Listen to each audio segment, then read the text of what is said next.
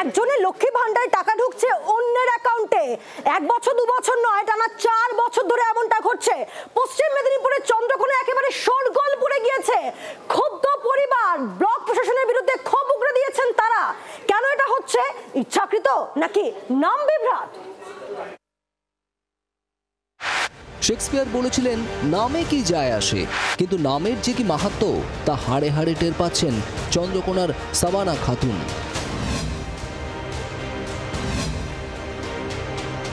এক সাবানার লক্ষ্মীর ভান্ডারের টাকা ঢুকছে অন্য সাবানার অ্যাকাউন্টে।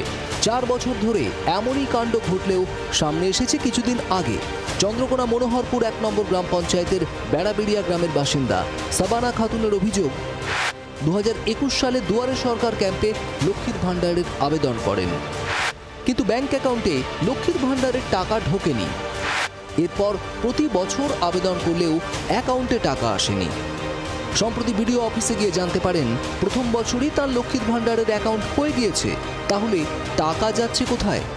বিডিও অফিসে যেয়ে জানতে পারলাম যে লক্ষ্মী ভান্ডারটা আমার হয়ে গেছে, কিন্তু আমার অ্যাকাউন্টে পয়সা ঢুকছে না, অন্য একজনের অ্যাকাউন্টে পয়সা ঢুকছে। বিডিও অফিস থেকেই জানানো হয়, চন্দ্রকোনারই মানিককুণ্ড পঞ্চায়েতের কাশন্ড গ্রামেও এক সাবানা খাতুন আছেন। বাবা স্বামীর নাম আলাদা হলেও নাম এক হওয়ায় গন্ডগোল। কাশন্ড গ্রামের সাবানার অ্যাকাউন্টে ঢুকছে বেড়াবেড়িয়ার সাবানার টাকা, অর্থাৎ কর্মীদের ভুলেই এই বিপত্তি।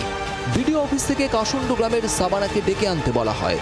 সেই ভারও পড়ে বেড়াবেড়িয়ার সাবানার উপরই, তাকেও নিয়ে আসা হয়, কিন্তু ডেকে বসেন কাশন্ড গ্রামের সাবানা। বিডিও অফিসের বিরুদ্ধে ক্ষোভ উগড়ে দিয়েছেন সাবানার স্বামী। দরখাস্ত মারার পরে বিডিও কোনো গুরুত্ব করছেন না, বা যিনি টেবিলে কাজ করছে ওই সন্দীপ বাবু নাকে, সেও কোনো গুরুত্ব করছে না। বিডিও কৃষ্ণেন্দু বিশ্বাস ক্যামেরার সামনে মুখ খুলতে চাননি, তবে নাম জটিলতা কাটানোর আশ্বাস দিয়েছে পঞ্চায়েত সমিতি। আমি ডাকবো স্টাফকে, যিনি দেখেন লক্ষ্মী ভান্ডার, ওনাকে ডেকে যাতে উনি ওনার অ্যাকাউন্টে টাকাটা ঢুকে তার ব্যবস্থা করি। মাসে 1000 হিসেবে 4 বছরে প্রায় 48,000 টাকা। শুধু নামের গেরোতেই এত টাকা পায়নি এই হতদরিদ্র পরিবার। সমস্যা মিটলেও এই বকেয়া টাকা কি পাবেন সাবানা খাতুন? চন্দ্রকোনা থেকে চম্পক দত্তের রিপোর্ট, জি24 ঘন্টা। বাংলার আওয়াজ, বাঙালির আবেগ, জি24 ঘন্টা।